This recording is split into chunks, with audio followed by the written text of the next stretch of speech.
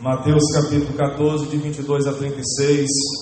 Faremos a leitura desse texto. Gostaria de pedir aos irmãos que permanecessem com suas Bíblias abertas. Logo a seguir, compeliu Jesus os discípulos a embarcar e passar diante dele para o outro lado, enquanto ele despedia as multidões. E despedidas as multidões, subiu ao monte a fim de orar sozinho. Em caindo a tarde, lá estava ele só. Entretanto, o barco já estava longe, a muitos estádios da terra, açoitado pelas ondas, porque o vento era contrário.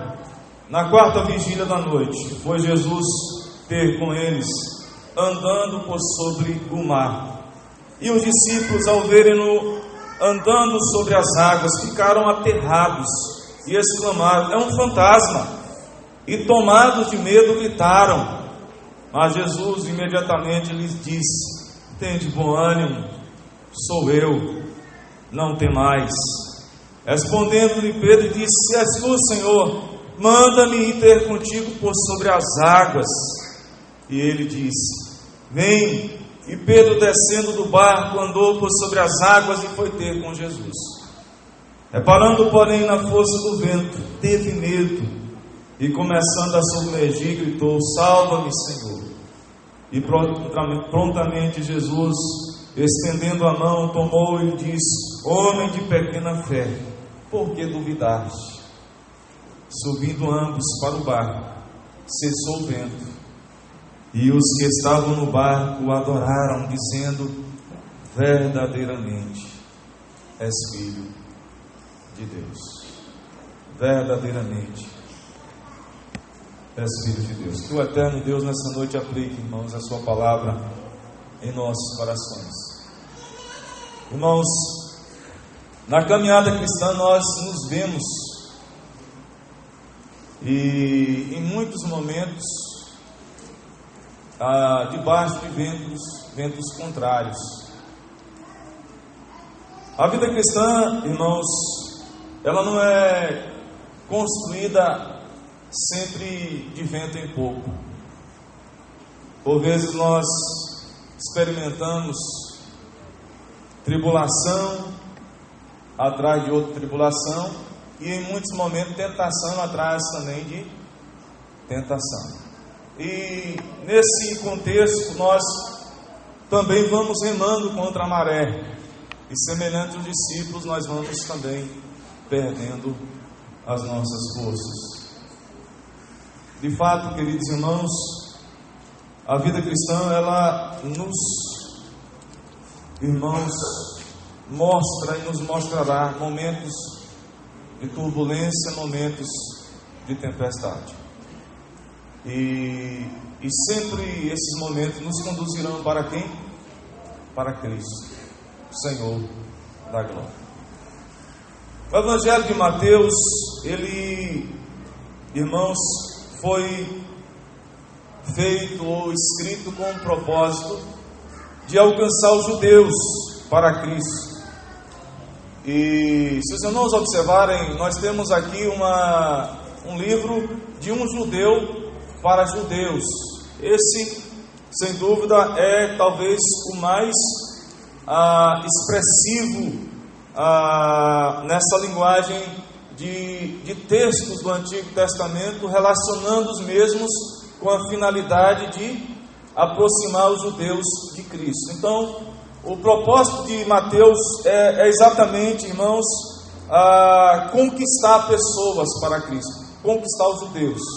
Mas não somente os judeus, mas também o propósito dele era fortalecer aqueles que já estavam convertidos, atrair pessoas a Cristo, mas também fortalecer outras pessoas para ele.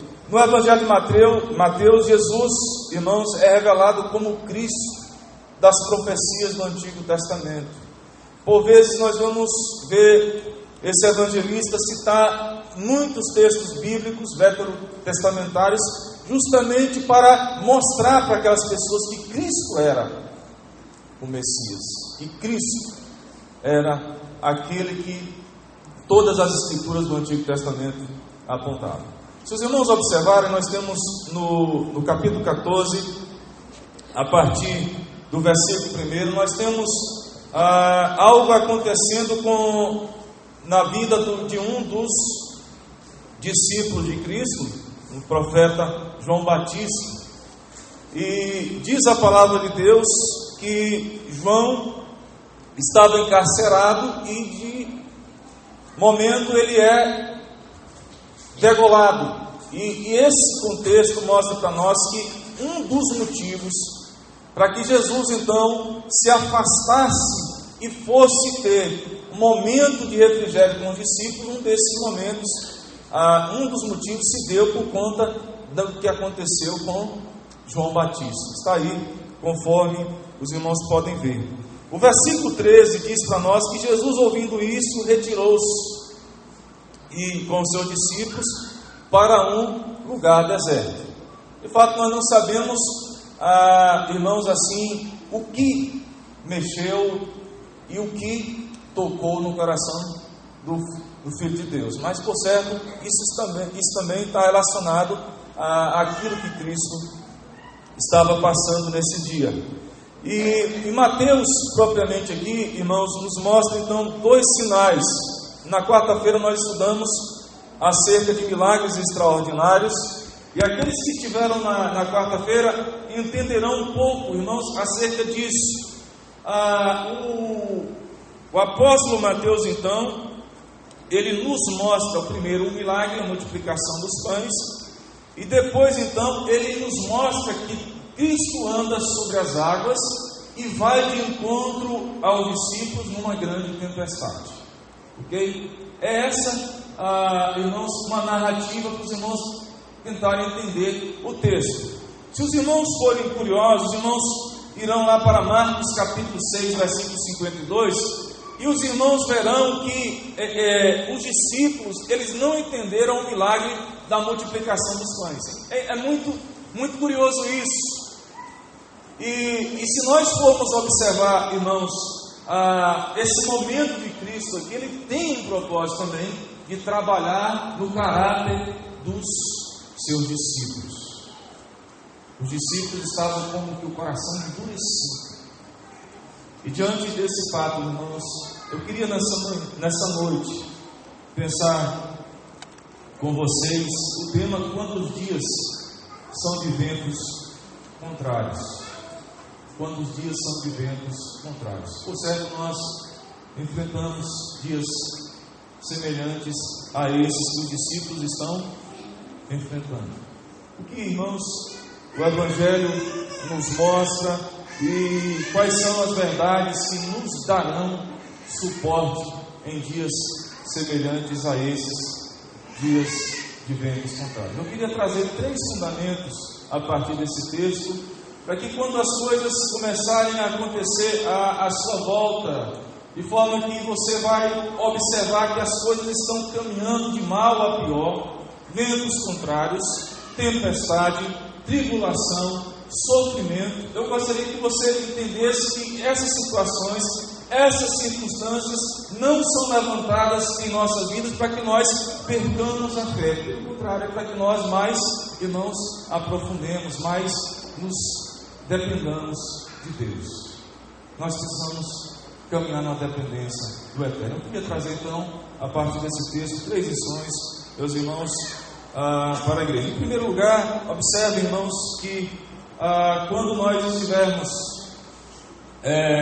enfrentando esses dias de ventos contrários, a primeira lição que eu queria mostrar para os irmãos é que a vontade de Deus é sempre boa e perfeita. Você precisa entender exatamente isso. Ventos contrários, tribulação, sofrimento. Coloque na sua cabeça que a vontade de Deus ela é sempre boa e perfeita.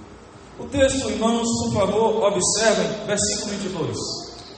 O versículo 22 diz, logo a seguir aqui da multiplicação dos pães, o que o texto diz? Compeliu Jesus os discípulos a embarcar e passar diante dele para outro lado. Notem essa palavra compeliu aí no texto, irmãos. Essa palavra no original significa obrigar, forçar. Jesus Cristo está obrigando, forçando os discípulos a entrarem no barco e irem para o outro lado. É exatamente isso que está acontecendo. No português não dá para nós entendermos, mas a ação que está acontecendo aqui é uma ação apressada, uma ação com urgência. E curiosamente, irmãos, ele está fazendo isso de noite. Compeliu Jesus, os discípulos, a entrarem no barco.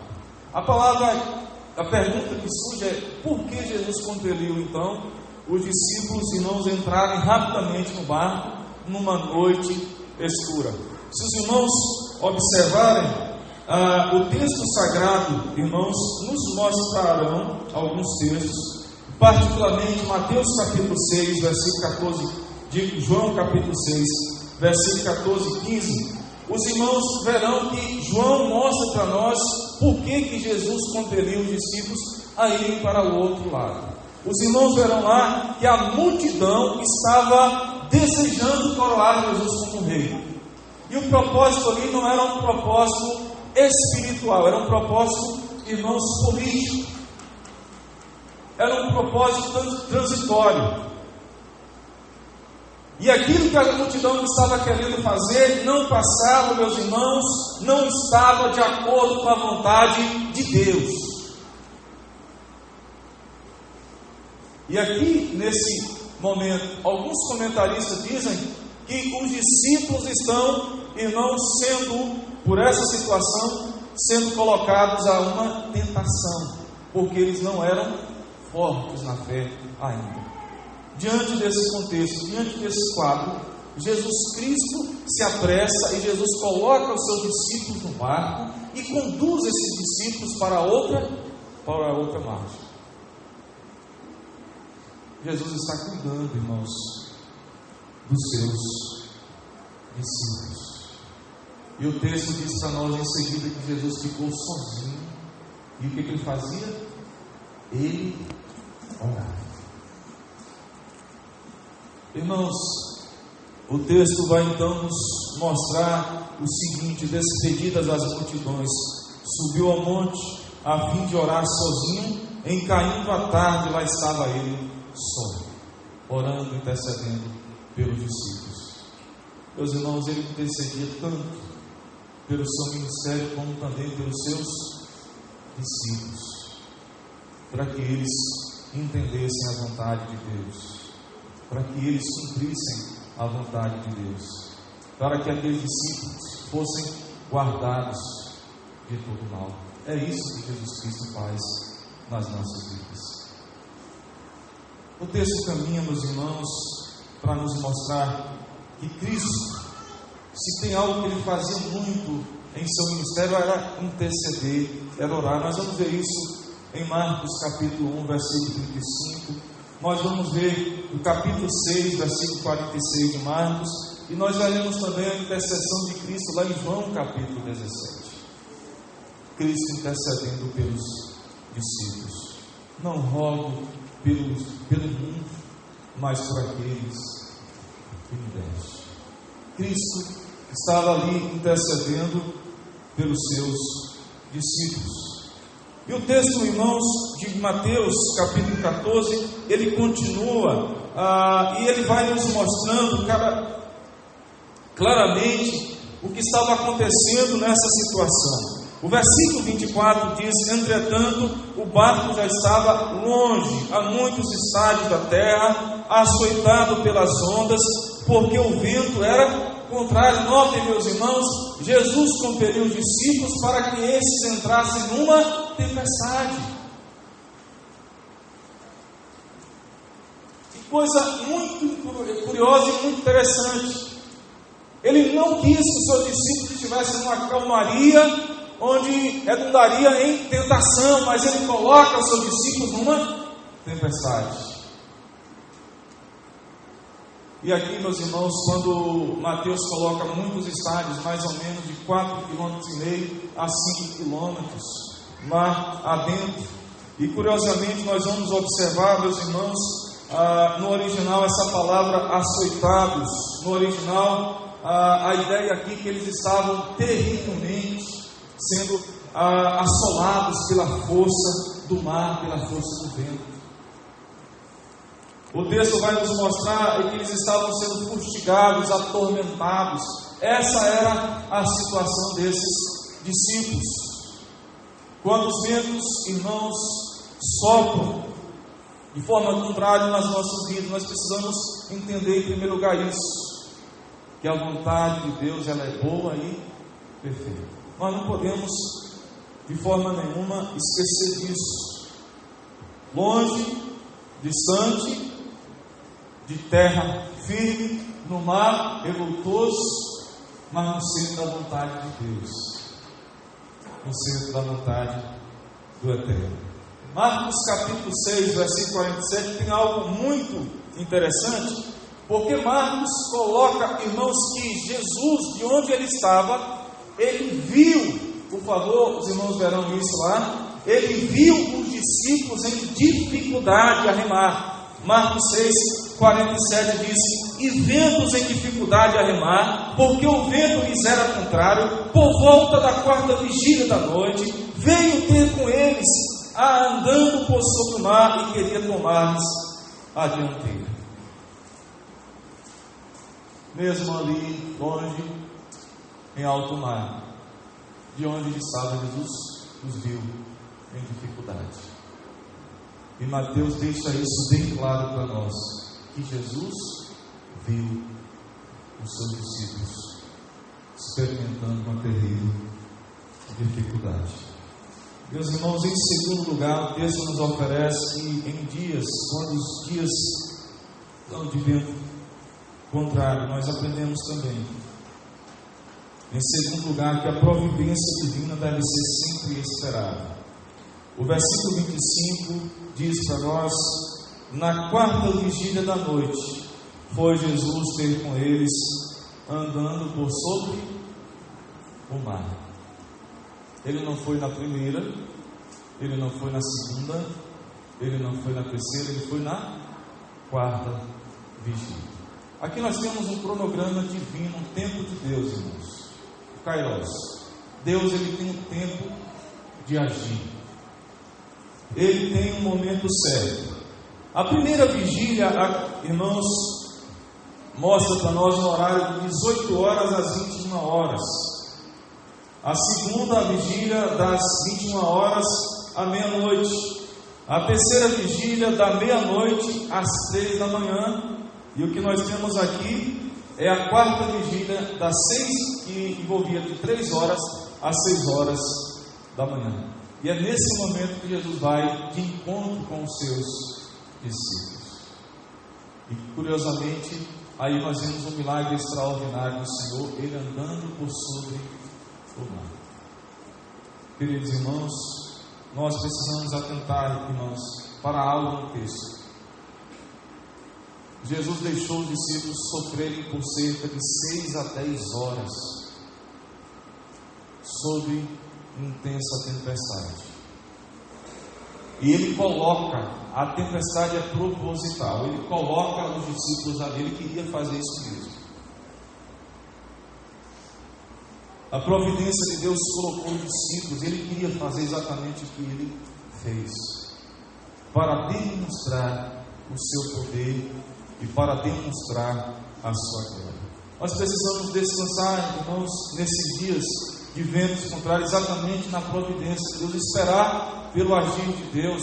Deus virá ao nosso encontro, Deus virá ao nosso socorro, porque Deus é o Deus todo-poderoso. E o mestre, então, ele esperou até o barco estar o mais distante possível da terra. Quando os discípulos tinham a certeza que, humanamente falando, não tinha mais solução. E aí ele vai lá e encontra os seus discípulos. Irmãos, não é assim que Deus faz nas nossas vidas, em alguns momentos, revelando para nós a sua glória, o seu poder, quando Ele nos deixa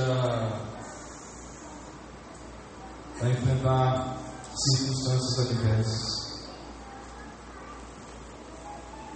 E o texto diz para nós que os discípulos não entenderam, irmãos, Eles não compreenderam que era Deus agindo. O texto diz: e os discípulos, ao verem-no andando sobre as águas, ficaram aterrados e exclamaram: é um fantasma. E tomados de medo, gritaram. Homens experimentados nos mares, homens prendados, agora estão com medo, assolados, medrosos.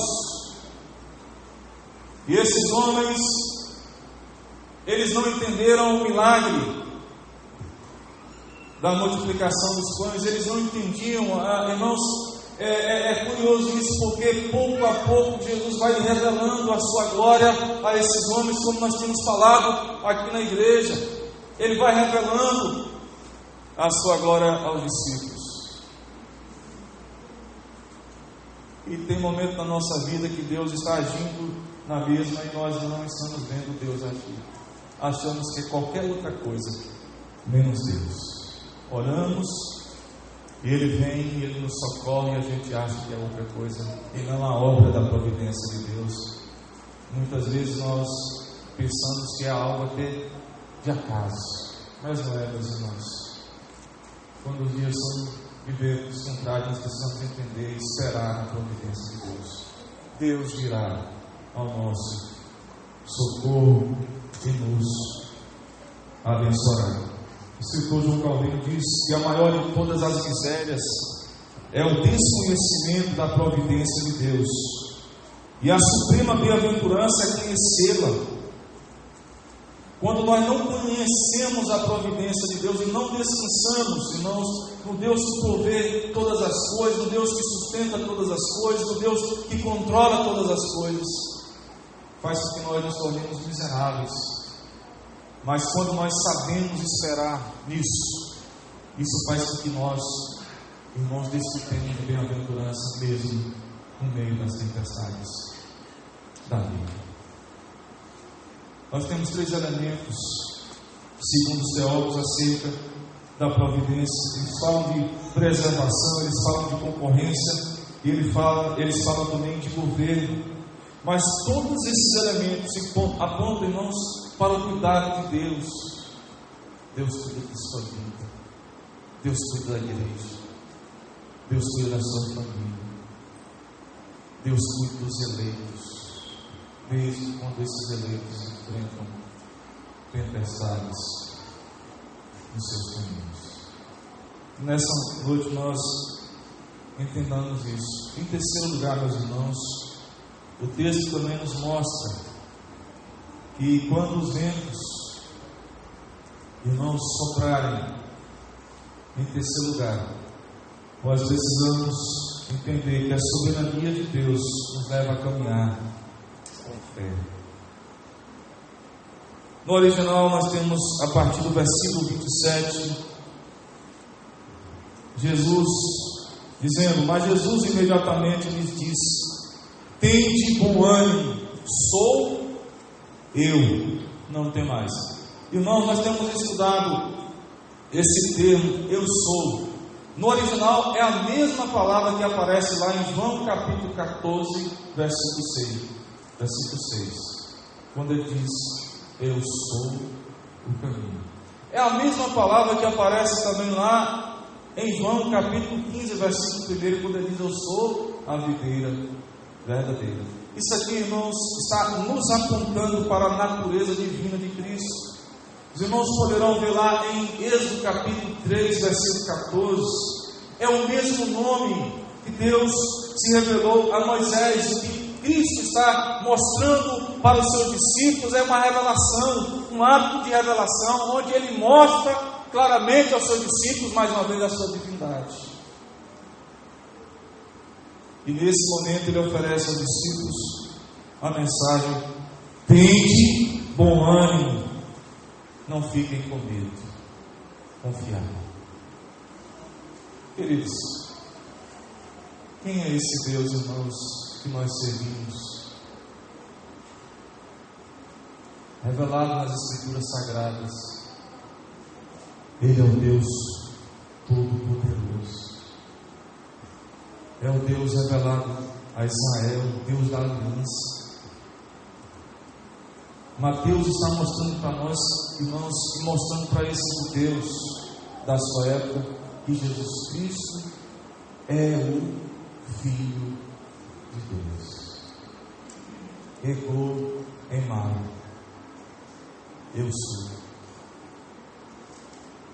Além disso, queridos irmãos, nesse momento, quando o texto vai mostrar para nós, o apóstolo Pedro vê o controle que ele tem sobre essa tempestade. E aqui nós temos um ventinho, irmãos, nós temos uma tempestade. E ele está andando acima, irmãos, caminhando tranquilamente, operando acima das leis da natureza. E o texto nos mostra aqui que ele tem um controle de todas as coisas, porque ele governa todas as coisas. Ele é o Senhor soberano do universo. Ele criou as águas, ele criou todas as coisas, e todas as leis submetem à sua vontade, à sua pessoa, ao seu domínio. E Pedro então diz: Senhor, se és tu, então eu vou ter contigo. Diz a palavra que ele começa então a caminhar. E de repente, irmãos, o texto diz que ele começa a olhar para a força das águas e começa a caminhar. Nós somos chamados a olhar para Cristo. Nós somos chamados a olhar para a soberania de Cristo. Nós somos chamados a olhar para a providência de Cristo e não para a força do vento que assola em muitos momentos a nossa vida. Se nós olharmos para o autor e consumador da nossa fé, nós não afundaremos no mar revoltoso da vida. Nós continuaremos firmes. A nossa fé será uma fé inabalável. Meus amados irmãos, e Jesus então diz claramente para Pedro: homem de pequena fé, por que duvidaste?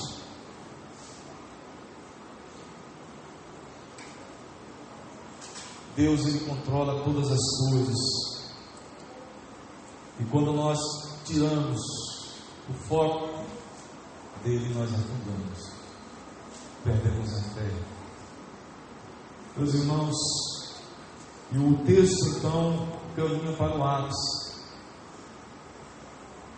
O versículo 32, observem por favor, diz que subindo ambos para o barco, cessou o vento. Aqui nós temos, irmãos, o mar, o vento, no apogeu da sua força, até Jesus entrar no barco. E quando Jesus entra no barco, tudo cessou. Aquilo que era contrário, aquilo que trazia medo aos discípulos, de repente é só calmaria e bonança. Tudo cessa. E agora os discípulos podem caminhar tranquilamente. Mas tem algo ainda que assusta os discípulos, como os irmãos verão no versículo 33. Observem que o texto diz: e os que estavam no barco, o quê? Judeus. Eles reconheceram em Cristo, Filho de Deus. Eles estão adorando a Cristo, dizendo: verdadeiramente és Filho de Deus. Ninguém pode fazer o que o Senhor faz. E eles reconhecem a grandeza, a soberania de Cristo, irmãos. Ele é o Filho de Deus. Querido, nessa noite nós precisamos entender isso. Nossa fé não está fundamentada em preceitos humanos, em filosofias humanas. O que Mateus está narrando para nós é o que ele viu, o que ele testemunhou. E diz o texto que eles adoraram Cristo, dizendo: verdadeiramente assim Deus. Meus irmãos, eu queria nessa noite aplicar esse texto, trazendo algumas lições para a gente caminhar. Primeira delas, que diante dessas circunstâncias, os ventos contrários, primeiro lugar, meus irmãos, nós devemos colocar em nossos corações e nas nossas mentes. Em primeiro lugar, é que Ele intercede por nós, mesmo que pareça não se importar. Tem momento que nós semeamos a Deus, não importa comigo. Deus não está importando com o que eu estou enfrentando. E Romanos capítulo 8, versículo 34 não diz isso, diz que Ele intercede por nós em todo momento. Ele se importa com você. Em segundo lugar, meus irmãos, nós, diante desses ventos contrários, nós precisamos aprender que Cristo, Deus, irá ao nosso encontro, mesmo que pareça demorado. Não é no nosso tempo, não é no nosso momento. Talvez é no último momento. Ele vem, Ele virá ao nosso encontro. Pela obra da providência, pelo cuidado. Terceiro lugar, queridos irmãos, nós aprendemos também que Ele está perto, mesmo que nós muitas vezes não o reconheçamos. Deus está tão perto de nós. Ele é Deus de longe, mas Deus de perto também. Ele cuida de você.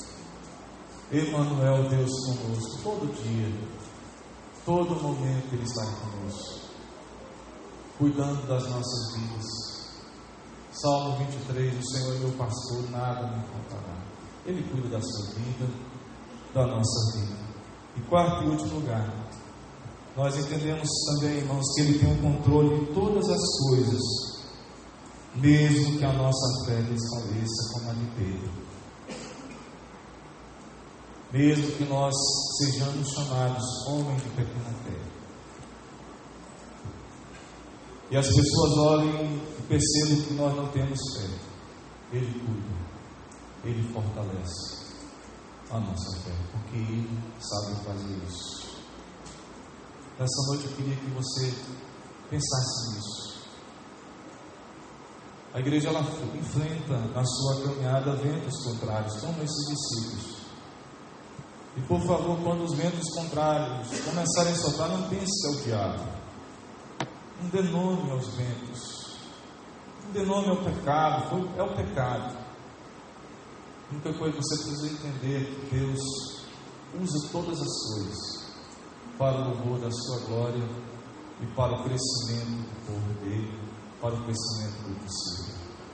Nós, nesse momento, convidamos os irmãos para, mais uma vez, redarem as pés do Senhor. Nós vamos orar e depois nós vamos passar para um momento de investidura e ordenação aqui. Glória ao Senhor.